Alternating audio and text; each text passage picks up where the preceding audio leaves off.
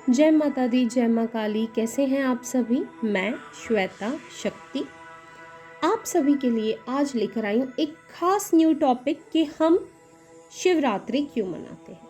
पर इन सभी बातों से पहले सबसे पहले मेरी गुरु माँ के चरणों में मेरा प्रणाम, मेरी इष्ट माँ काली के चरणों में मेरा प्रणाम, और इस चैनल को आप लाइक, शेयर और सब्सक्राइब ज़रूर करिए। चलिए तो अब हम टॉपिक की तरफ आगे बढ़ते हैं। हम बात कर रहे हैं कि हम शिवरात्रि क्यों मनाते हैं। ठीक है, शिवरात्रि एक बहुत पावन अवसर है जब शिव और शक्ति एक दूसरे से मिलते हैं। ठीक है, शिव और शक्ति का मिलन होता है, उसे हम बोलते हैं शिवरात्रि।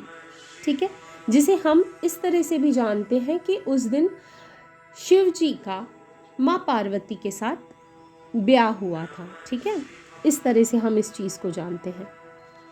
पर मैं हमेशा से एक चीज़ बोलती हूँ, एज अबव सो बिलो। जो पर ब्रह्मांड में है वो यहाँ हमारे शरीर में भी मौजूद है।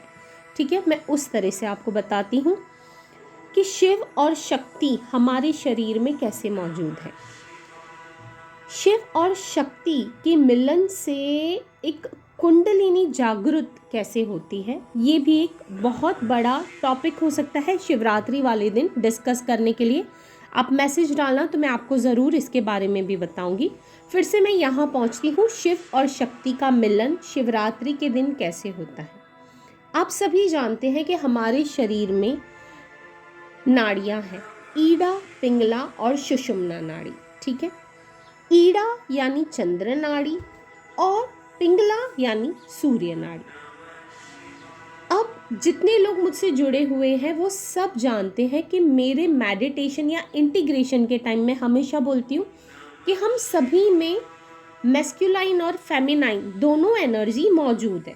ठीक है, अब इसके बारे में मैं और अच्छे से अगर आपको बताऊं तो वो ये है, एक होती है मैस्कुलाइन और दूसरी होती है फेमिनाइन। इसका मतलब लिंग भेद से बिल्कुल भी नहीं है, या फिर शारीरिक रूप से पुरुष या स्त्री होने से भी नहीं है, बल्कि प्रकृति में जो मौजूद कुछ खास गुणों से, कुछ गुणों की बात मैं कर रही हूँ। प्रकृति के कुछ गुण ऐसे होते हैं जिसमें मैस्कुलाइन एनर्जी मानी गई है, यानी कि ये मैस्कुलाइन एनर्जी है, और कुछ गुण ऐसे होते हैं जिसे हम फेमिनाइन एनर्जी मानते हैं। ठीक है, आप भले ही पुरुष हो, यानी एक मैस्कुलाइन, यानी आप एक मेल हो, ठीक है, इसके बावजूद भी आपके अंदर, ठीक है, फेमिनाइन एनर्जी मौजूद होती है, जिसे हम कहते हैं ईड़ा नाड़ी अधिक सक्रिय है। तो आपके अंदर स्त्री तरीके के गुण बढ़ जाते हैं। ठीक है, यानी फेमिनाइन गुण बढ़ने लग जाते हैं। आप भले ही स्त्री हो, मगर अगर आपकी पिंगला नाड़ी बहुत ज़्यादा सक्रिय है, ठीक है, तो आपके अंदर पुरुष प्रवृत्ति यानी मैस्कुलाइन एनर्जी बहुत ज़्यादा बढ़ जाती है।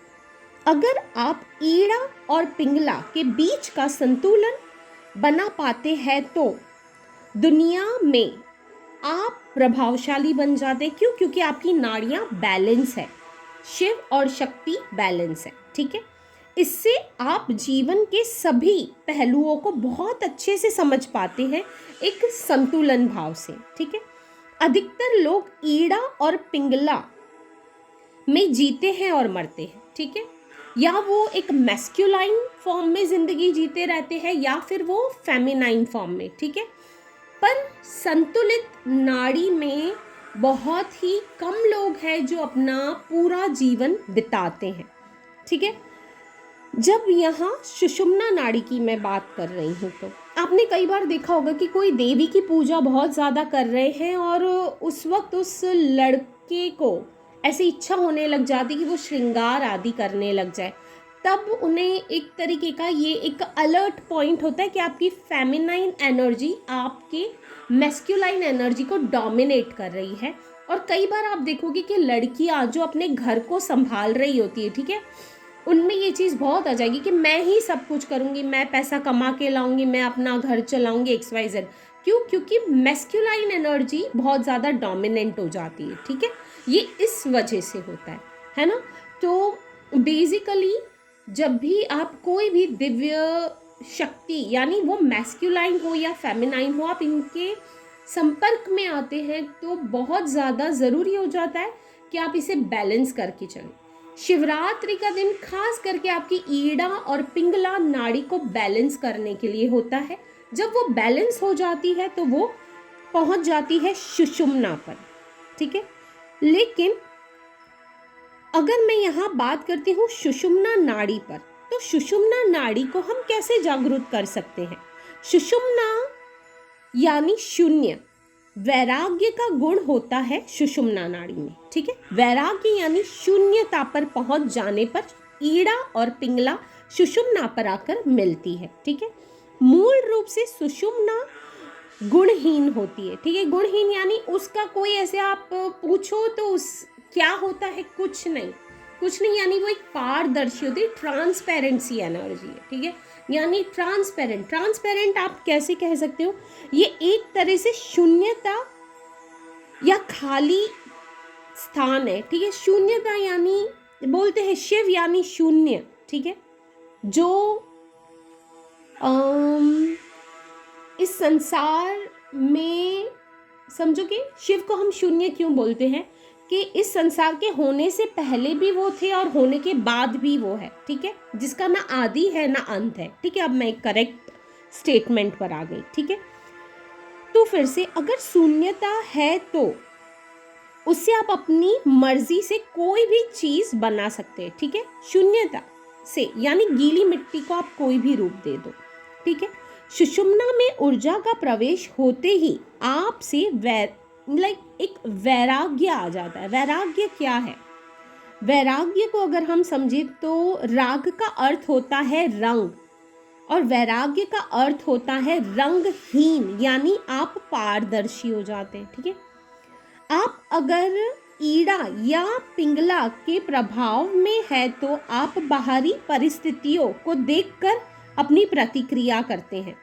लेकिन एक बार यदि आपकी सुषुम्ना नाड़ी इंटीग्रेट हो गई है, ठीक है, तो सुषुम्ना नाड़ी में जैसे ही ऊर्जा का प्रवेश हो जाता है तो आप एक नए किस्म के संतुलन यानी बैलेंस में आ जाते हैं।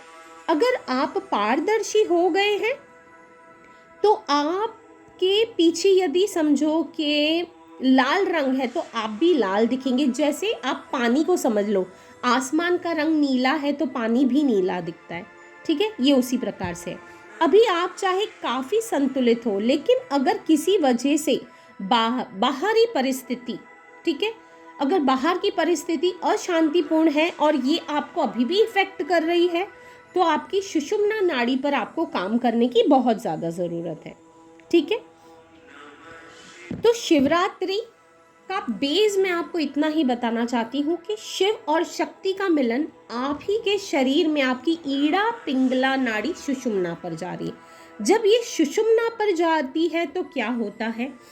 अब अगर मैं इसके बारे में बताऊंगी वीडियो बहुत लंबा हो जाएगा। अगर आपने अभी तक वीडियो को लाइक नहीं किया है तो बिल्कुल लाइक कर लीजिए, ठीक है।